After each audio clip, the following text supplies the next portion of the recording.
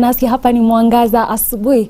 Leo ni Health Wednesday, siku ambayo tunakuletea madaktari ambao ni specialists in different fields concerning the medical sector, ambao wanaweza kutuelimisha kuhusu mambo tofauti tofauti, magonjwa tofauti tofauti na pia mengine, even about nutrition. We still discuss here at Mwangaza Asubuhi. Natumai upo salama. Jina langu ni MUTHONI MK. Ungana nami ili tukaweze kuelimishwa pamoja hapa katika Mwangaza Asubuhi. Baba, katika jina la Yesu tunakuja mbele zako asubuhi ya leo.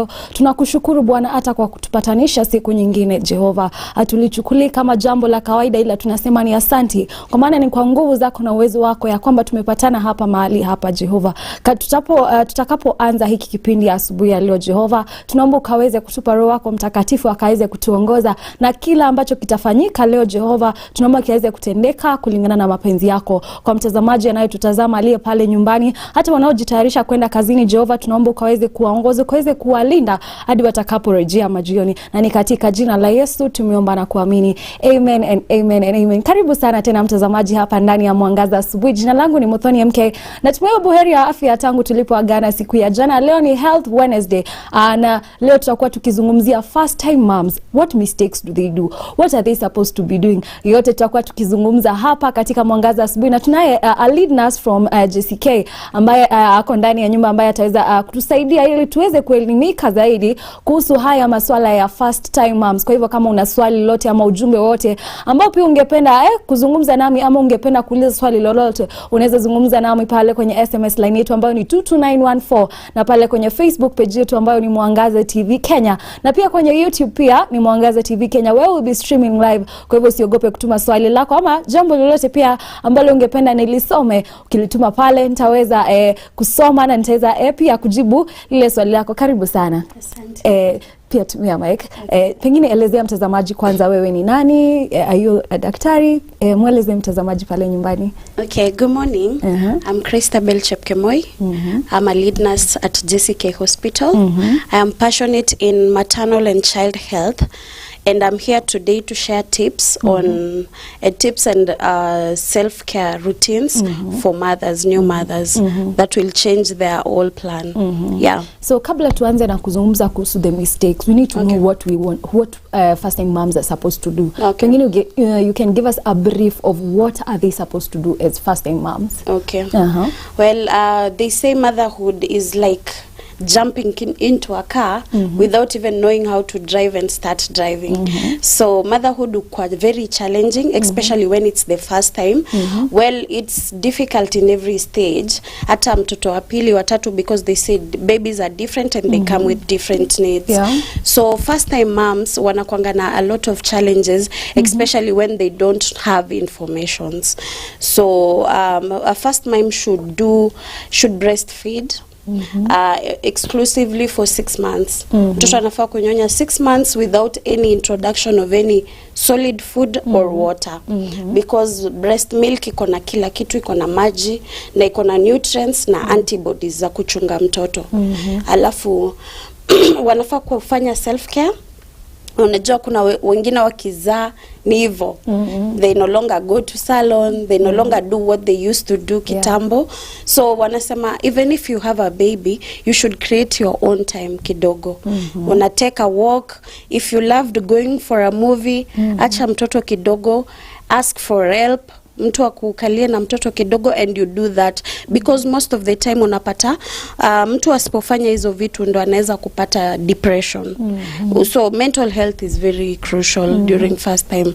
And then another thing is they should be going to clinics as schedule. So mtoto akizaliwa kuna kwanga na schedule clinics za MOH. So mtoto akizaliwa kuna BCG at first, that is given at birth. Anapewa BCG na oral polio at 6 weeks. Anapewa BCG, anapewa oral polio, anapewa penta, anapewa hizi madawa za kuzuia pneumonia, hepatitis. At 10 weeks the same, at 14, and then at 6 months. So mtoto anafaa kupelekwa hospitali every month for weight check, ndo tujue hata progress ya mtoto. Another thing is feeding. mama mwenyewe anafaa kufeed at least 4 times now, because she's supposed to be breastfeeding. So lazima take plenty of fluids and an extra plate every day, so that aweze kupata energy na aweze kukua well hydrated for breastfeeding. Another thing is they should do exercise.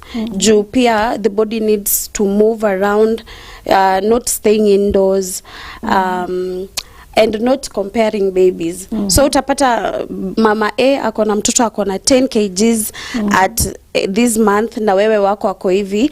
If ajaambiwa ni healthy, it's not good to compare. Yeah, so you've talked about first time moms wanapitianga a lot of challenges. Can you highlight for us what are some of the challenges that they might be going through? Okay. Most challenges are kama kuambiwa, everyone anakuanga na idea.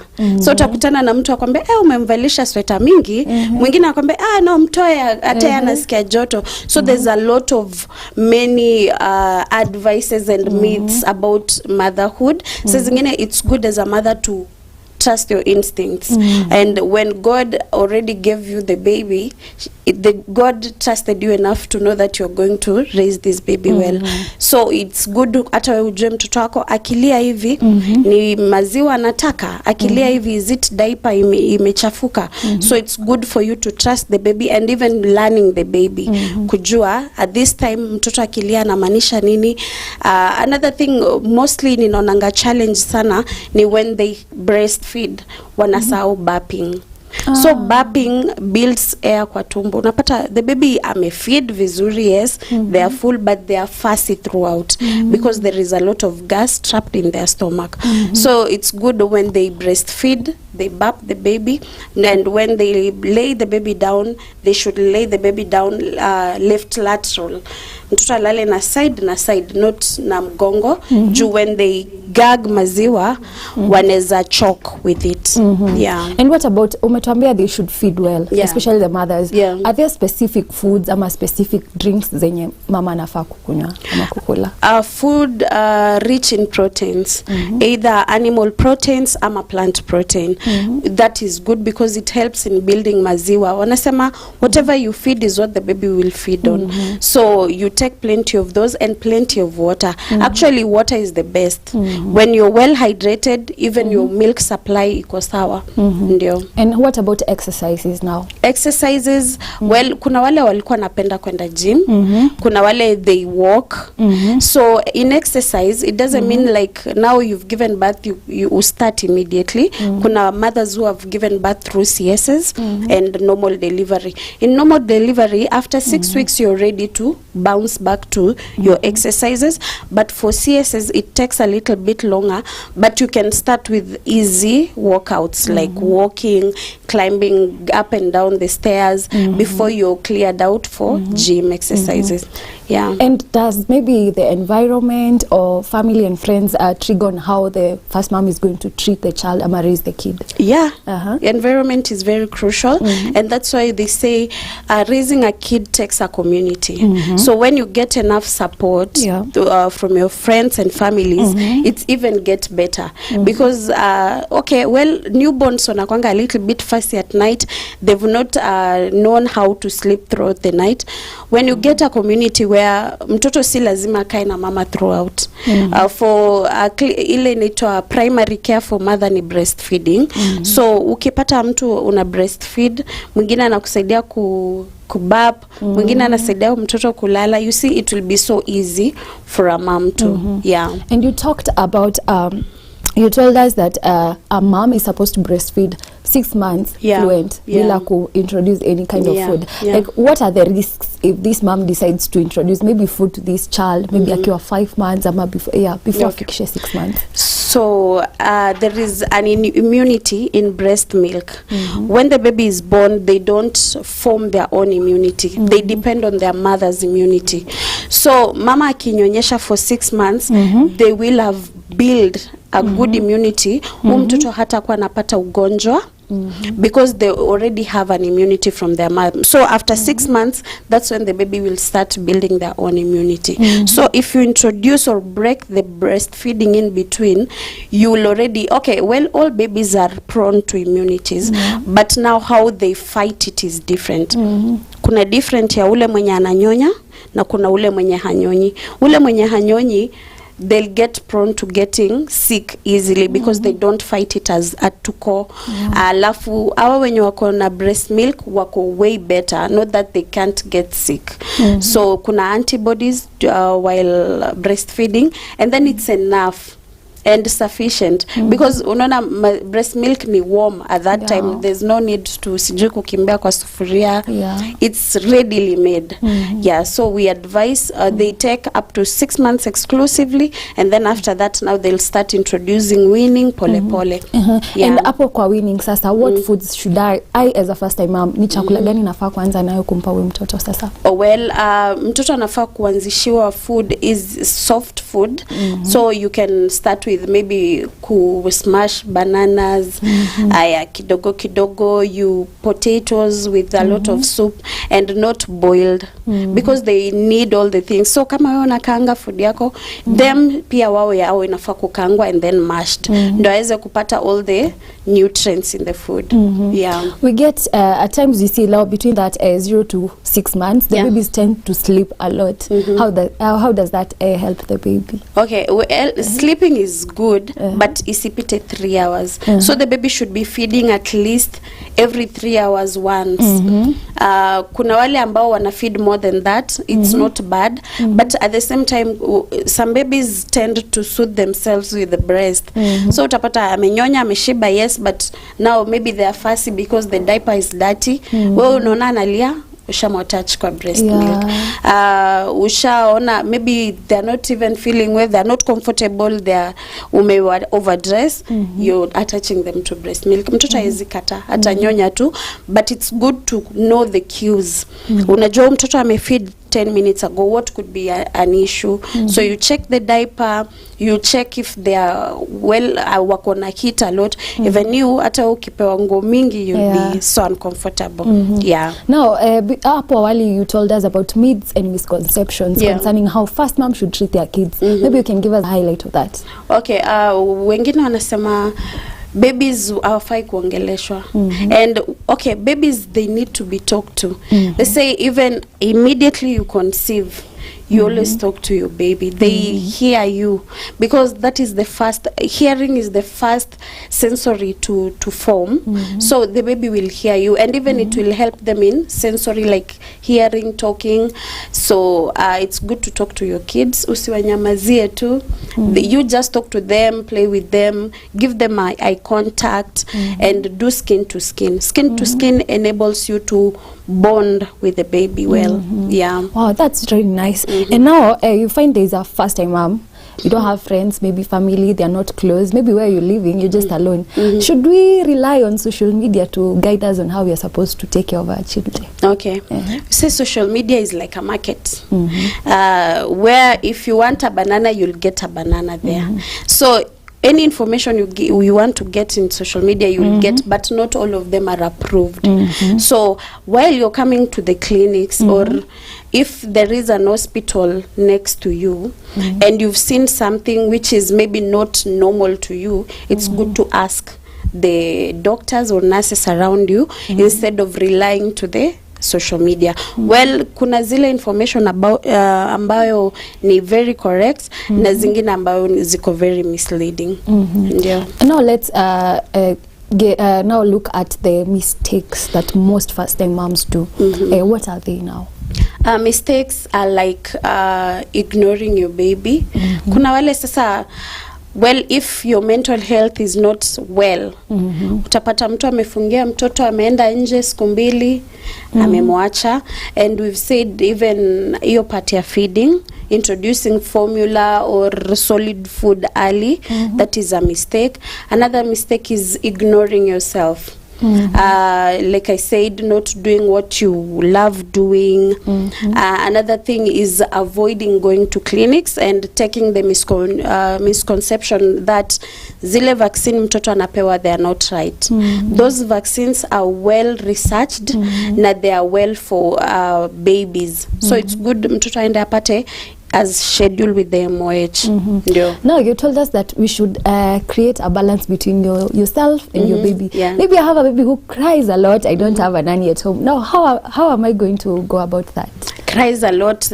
A baby who cries a lot, they are communicating. It's like an adult who is talking. They want to be listened. So babies don't cry because they just cry. It's because maybe they're uncomfortable. Sometimes they're overfed or underfed. So mtoto anaweza kuwa melishwa 2 minutes, mama anasema amenyonya ameshiba, that's it. Or mtoto ame overfeed, now they are uncomfortable. So there is a maximum way and a minimal way of breastfeeding. The baby should not stay at one breast for less than 10 minutes. Hawatakuwa ameshiba, and they should not stay for over an hour. It should be at 30 minutes, and then the whole glads will be itakuwa imeisha. And then well, it's good to ask for help. Yeah. So as much as you're alone, if you get to learn what could be the issue, it will be easier on you. Yeah, you told us about proper nutrition. Yeah. So when you've told us when we start weaning the baby, we're supposed to give him foods like mashed potatoes and stuff. Am I supposed to give that baby a balanced diet? Ama it's just those solid foods? Balanced diet, yes. So there'll be the baby should be taking during the day. There should be a starch, there should be a protein. But now the introductory phase, because we don't know this baby how they react with certain food, so you'll be giving them bits by bit, introducing usipike food mingi at once, like supu ya nyama, mboga nini. You should be introducing food by food ndo tujue what they react to. Some babies are allergic to meat, they're allergic to a certain plant or even nuts. So saa zingine it's good the first week or the first month you introduce bit by bit. Kama ni viazi peke yake, kama ni sweet potatoes hivyo, ndio na wewe get to learn what your baby is reacting to. Yeah. I know, I wanted to ask you this. Do you think cultural practices that were made way back, do they affect how the first-time moms take this caution of treating their babies? Yeah, they do. For example, utapata mtoto akona hiccup and the mother puts a karatasi here. Well, hiyo ni it's meat. There is no scientific relationship between a paper and hiccups. But I hear some people say it works. When you believe in something, it really works. So, but there is that. Kuna dawa za hiyo, or even sometimes positioning the baby will help with that. Another thing ni utapata mtoto amedungwa BCG, mama ameenda kutafuta cow dung, amepaka hapo. Well, it doesn't help in any way, but leaving it that way, it will just heal by itself. The mark will form and it will remain your BCG mark. And many other things kama sijui mtoto anafaa kunyonya directly from cow. It doesn't work. So the right way is the way that you're being advised at the hospital. And now let me ask you, are there changes I'm supposed to expect to see on my baby from 0 to 6 months before I start weaning this baby? Well, there will be growth. The baby will have grown, and during your monthly clinics, utakuwa unaona gradual weight changes. So tunasemanga they can even add 1 kg every clinic, or up to 800 grams every clinic. So those are the changes that you will see, and at 6 months they will have utona ukim breastfeed ni kama they want it frequently because hawashibi tena. So that's when you now start introducing the meals. And now from 6 months onwards, is there a specific time that my child is supposed to talk, supposed to walk, supposed to, kuna hizo milestones. From 6 to 1 year, hapo inakwanga mostly about sitting, able to even hold their head. Unajua kuna wale watoto unawashika unaona Yeah. so at 6 months kwenda mbele they now start supporting their own neck. And then they're even able to sit down. From akifika 1 year, some babies even at 8-9 months they will start crawling. And even standing with helps of objects around. At 1 year kuna wale wanaweza kutembea, but babies are not the same. So you'll get a baby who is talking at 1 year and another one who is walking at that time. Yeah. So milestones are different, but they should not be so different in a way. Your baby is not even able to call you mama at 1 year. So that one will raise eyebrows. Or even they will not be sitting at 1 year. So you see the difference will be isikwe too much. Well, mtoto akwe anajua kukaa at least, even if not walking at that time. Yeah. And now, I want to ask you this. Are there things that were done in the past that right now they are like out of time now that first-time moms are not supposed to be doing? Well, yeah, a lot. Zamani mtu angeenda shamba anafungia mtoto kwa mti. Well, now saizi mtu wa child support atakuja kukunyang'anya mtoto wako. Yeah. Well, excessively punishing the baby. Well, squeezy, they say they learn by hearing. You talk to them. Introducing meals. Ulikuwa napata our parents or their parents, they used to feed them immediately. Mtoto ametoka hospitali unasikia lazima kunywe supu ya mguu ya ng'ombe. Those things, the introduction of foods early, they are not well. Yeah. And now we consider this. You've talked about those myths and misconceptions now. So is it advisable, maybe you have your mom back at home, are you supposed to like listen more to her, ama it is advisable to listen to, maybe get a professional doctor or nurse who is gonna like give you instructions on how to take care of your baby? Okay, well, you wouldn't say you wouldn't listen to them, but at the same time as you're listening to them, you have to sieve the information. Some are really helpful. They'll give you a trick or two on how to cradle the baby, but now part ya food, ukiwa umejifungua tu mtoto, they are only 1 month, and your mom says tumpe uji, you see that one won't be right. So it's good to get information both from the healthcare and balance. So some are good. Mothers they have that instinct of protecting and caring for their grandchildren, but at the same time kuna zile information that they used to practice that is not well right now. I can see someone asking a question over here about hygiene, like how many times are you supposed to give your baby a bath, like from 0 to 6 months, how many times? Well, some take twice, in the morning and in the evening, but once is okay. During the day and in a well-heated room, the room should not have open windows. That will mean there will be an active wind, and baby lose heat when they have an active wind around. So the room should be well locked, a heater on, or if the room is already heated, there's no need for heater. So you wash your baby, you do a massage, you oil them well from head to toe, and you keep their head warm. So ukiosha mtoto, the first time you're washing the baby, the first thing you should do is wrap their head, or if it's bathing the whole body, you should start with their head and then make sure it's dry, get them a cape, and then now wash the other side of the body, because even during washing the baby, they lose the heat from the head easily, and when they lose heat, they lose weight. Now let's consider postmortem struggles that mom goes through. So what are mostly them, and how do they how are they supposed like to sasa wanafaje ku escape those struggles now? Postpartum problems are like mental issues and even body changes. Immediately you give birth, kuna wale they'll snap back. Unasikanga mtu anasema huyu ame snap back. And then there's some who will struggle with their weight. But now the problem is with mothers, they now compare themselves. You get a woman, unaenda kwa duka, you meet someone, and then you're like, umerudi sawa haraka kuniliko, but now you come to realize your hormonal changes are not the same, and even the struggles that you're going through at that time, they're not even the same. So you'll get their baby is sleeping throughout, they even get a chance to even take a walk, but your baby is fussy because maybe you're not doing 1 and 2. You see, and even mental health, you're new, you've been used to your own space, and then there is someone who is here, they're screaming, they want your attention throughout.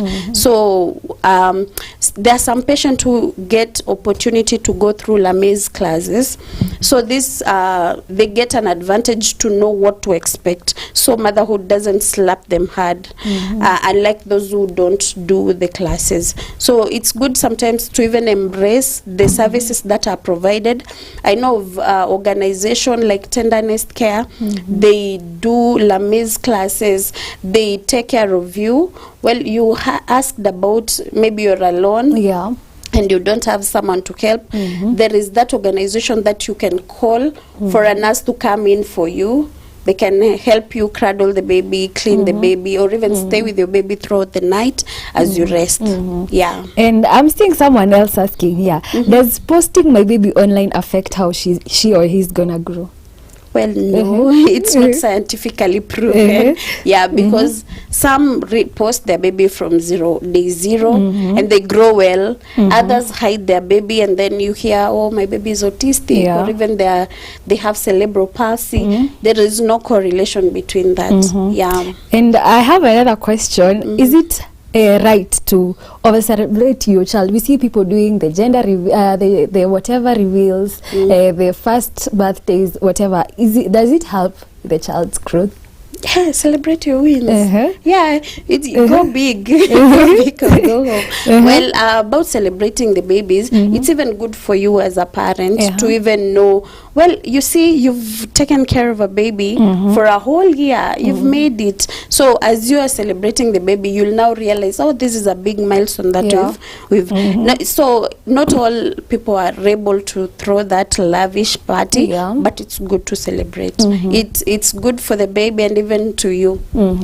And there's this one thing called a pacifier. How long am I supposed to use this on my kid?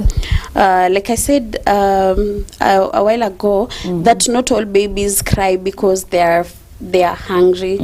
So there are pacifiers that are well, they don't have gas. When you fed the baby and they're comfortable, their diaper is dry, they're not overheated, they're not compressed. There are some parents who use pacifiers. Well, it's not as good because it gives you an open bite when the baby overuses it. So if there is a way you can really avoid it or not use it at all, it's the best. And now let me ask you concerning this, we talked about the postmortem. So how long is a mother supposed to be? Are there specific clinics for the mom concerning the postmortem? Yes.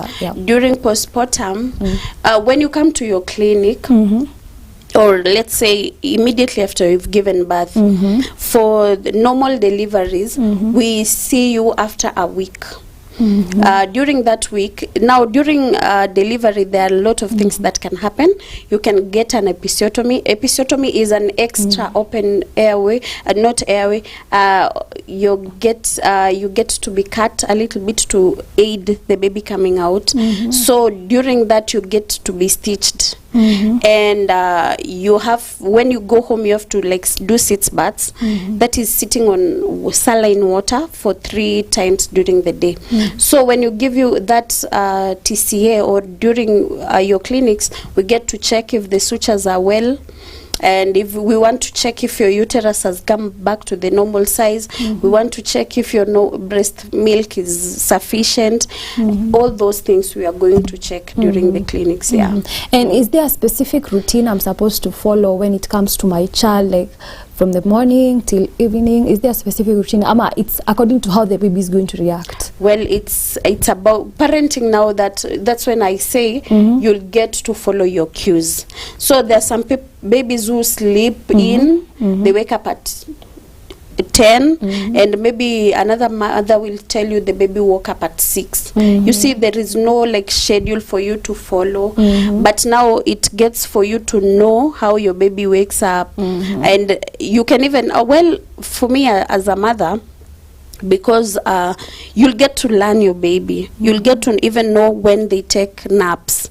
So every baby is different, and it's good for you to learn how they do the things. Yeah. And when it comes to weaning the baby, am I supposed to feed the baby using my utensils? I'm supposed to buy him or her own maybe the bottles, the plate, the spoon? Yeah. Well, if you are able to, it's good to. But for the bottles, for water and everything, because they'll use the bottles, it's good to buy. And after using them, it's good to wash them thoroughly with soap and water, and then heating them. You can boil them. If you don't have the sterilizer, you can put them into a boiling water, let it boil, and then dry it, and then use it later to avoid infection. Yeah. And when we talked about the baby's development, we forgot to mention about teething. And some moms mistake that with sickness. So how do I know that my baby is now teething without mistaking it for sickness? At first they'll start drooling a lot. They'll drool. You'll see a lot of saliva in their mouth, and they will bite on anything. So they'll get anything, the first thing they'll do, they'll throw it in their mouth, because the gums will be so itchy. So they'll just get something to bite so that they can ease or even soothe the gums. Well, sometimes it can go bad to other kids. They'll get to diarrhea, vomit, and even get fever a lot. So as much as you've seen that, do not always say it's teething.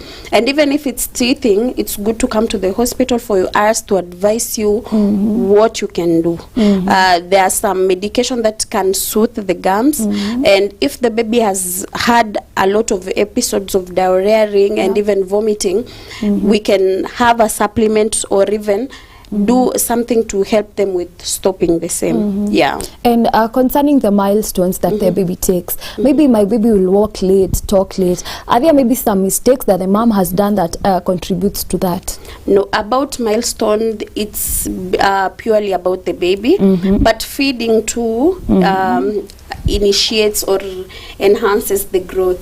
So if the baby is getting a well-nutrition food, they'll be strong. So they can be able to do all those activities. So if you get a baby who is malnutritioned, of course the milestone will be a little bit slower.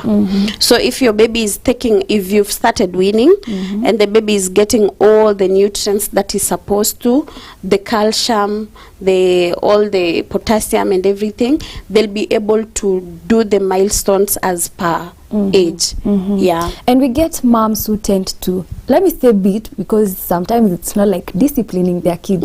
Like what advice do you give to these moms? Because you get they are beating their children when they are very young. Is it right to discipline my baby? Discipline comes with a lot of things. You can discipline your kid by telling them to sit at that corner without coming out. But beating a baby, well, no. You can't do that, because they don't even understand what you're doing. They'll still do whatever you've beaten them for. Yeah, so it's good to like talk to them through and giving them grace. So because a baby is a baby. Yeah. I can see someone else asking a question over here. She's telling me the baby cries a lot, so what she does is just carrying the baby and forcing the baby to sleep.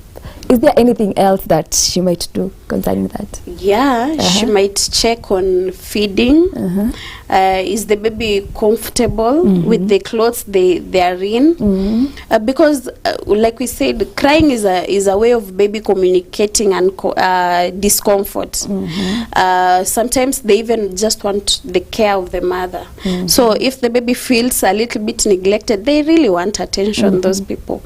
So cuddling them, or checking their clothes if it's tight, or making sure if they are well fed, and even sometimes it could be sickness. Yeah, you can be saying the baby is fussy for nothing, but as you are coming to the hospital, if it's clinic, because all the babies should be coming to hospital every month up to 5 years, because of the weight and height monitoring. So it's good for you even to tell the doctors that this and this is happening, and maybe you'll get a hack or two on how to help that.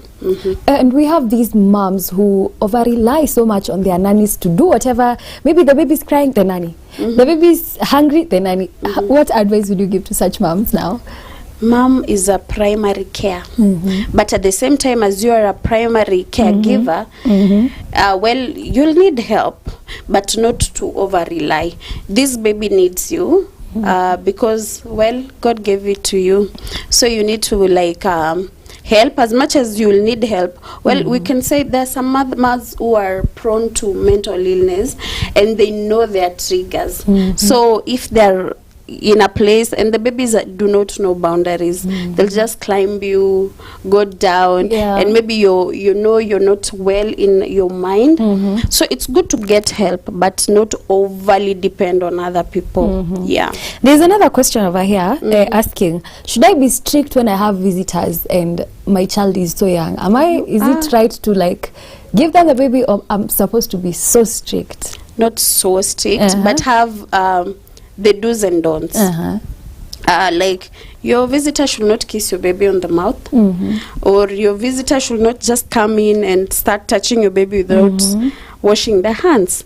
So as much as you would want to host people, or maybe people should need to visit you, they should be cautious on how they handle your baby, by not kissing them, by not holding them with their dirty hands, or even exposing them to things. So utapata mtu probably they are smoking and they start smoking there where the baby is. So there is a balance in between allowing them to visit you and not allowing them to expose your child to specific things. Yeah. So we get instances where maybe the child was born and unfortunately the mother passed away, and now maybe the sister or the any family member is now supposed to take care of this child. There you don't get the mother-child bond.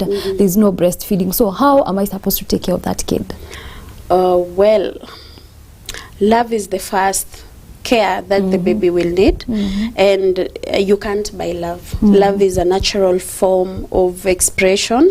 So this baby with love, well, there are formulas that are almost, we say there's no formula that is better than breast milk, but in cases like that, so the formula will be used.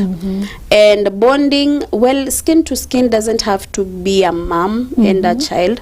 Sometimes even the father, not even sometimes, fathers too are allowed to do skin to skin. So as a caregiver at that time, you'll be doing the same, making sure the baby is warm, well fed, and with love they'll grow. And are there specific like baby products I'm supposed to use to my kid, especially this delicate time between 0 to 6 months? Am I supposed to share the same lotion with my baby, or there are specific ones that I'm supposed to use?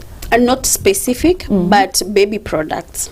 So you can't share a lotion with your baby because the products or the components in your lotions might be so severe, or what will I say, inaweza kuwa too much for the baby. So baby products are mild, and it's good. There is no specific, so you can say maybe this brand, but your baby can react on that brand. So it's good to try and use the mildest form of products. And we talked about the hygiene of a baby, about taking him or her to twice a bath every day. So about delicate parts like the ears, am I supposed to insert maybe earbuds, or how am I supposed to clean the ears? The ear, you should only clean where you're seeing. You should not insert anything beyond, or trying to think, oh, maybe there is something uko ndani. You should be cleaning only the parts that you can see. Only the parts that you can see. Even the nose, if you can see something, there are some baby products that they come with forceps to little things that they'll help you aid in removing the things, but do not insert anything beyond where your eyes can see. Yeah. And I can see someone else here asking, maybe they are working and the time they are given to stay with your baby is like from 3 to 4 months, and now she is forced to introduce food at that time. Now help her now. Well, there is pumping. Yeah, not necessarily, not all mothers can do that. But there is a way you can pump your milk. I've seen women who have pumped their milk in the first few months, and they've stored it, and their baby have kept breastfeeding. Not necessarily breastfeeding. It can be bottle feeding, but the baby is taking the breast milk. So it's good for you to try other methods of enabling your baby to get your breast milk. But when because sometimes when you're far away from the baby, even the milk supplies go down. Because mostly when you have the baby closely, your mind stimulates and hormones for it to let down the milk. So if you're staying away from the baby, it's good for you to even have a conversation with a nutritionist to know how you can able to enable to pump the milk and supply the baby well. Yeah. And I also have another question here. Someone is saying she noticed that the baby is not walking, so she decided to use a walker to train this baby. Is it right or wrong? It's not wrong. First, and when is it? Because the baby can be 2 years and you're on a walker. That's not right. So maybe say at around 9-10 months there you can use that. But if it's beyond that, maybe the baby is 1.5 and they're not even walking, they can't even stand, that one is a red flag, and you need to see the doctors. Yeah. And somebody else is asking, does co-sleeping help with the child? It does, but at the same time, there is a debate in between, because sometimes as a first-time mom, you're really tired. Yeah. And co-sleeping can be a little bit dangerous. If you're really tired, you can even sleep on the baby. So if you're, it's good if you're co-sleeping with the bed should be at least accommodative for you to maybe turn around and keep the baby safe. Yeah. And I can also see someone asking here, she has pets at home, so having pets and a newborn, how am I supposed to balance between that? Well, now pets, the baby can have allergy to pets, and I know pets can be a dog or a cat, and sometimes it can be risky, because not all pets know the difference. You know, there are some pets who can even turn against you. Now imagine a baby who is not even able to protect themselves. So if you have pets, it's good to like even have a separate room where the baby stays.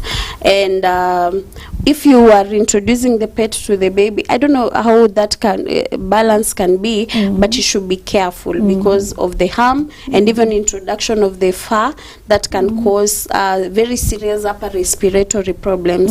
Yeah. And you told us that we are supposed to keep our children playful, like giving them toys and stuff. Is screen time included, like sitting them down, watching TV, or giving them maybe even iPads to watch cartoon or something? Well, it's not bad if it's educational, but it should have a time limit. The babies are born to explore, to play. By restricting them to sit down and watch specific things, it can delay their speech, number one, and it can even cause, there is a relationship between a lot of screen time and autism. Well, it has not been scientifically proven, but it's good for your baby to explore, get them toys, and toys that are not the minute one that they can swallow. It should be a safe, well, at every age there is a specific toy for that age, so it will get to a point maybe they will be safe around the smaller ones, but during their age they should be when you get to go to buy a toy, there is always an age advice on the toy. And maybe now your last advice to the first time moms as we conclude now? Well, motherhood is not easy. It's like I've said, driving a car with no driving license. You're just there, but it gets better with time. So the first month can be really hard on you. You can even rethink why you gave birth to that baby, but with time you'll get to learn your baby. You'll learn to get to know the cues, their dislike, how they love being cradled, what they love eating when they grow up, that way. So it gets easy with time.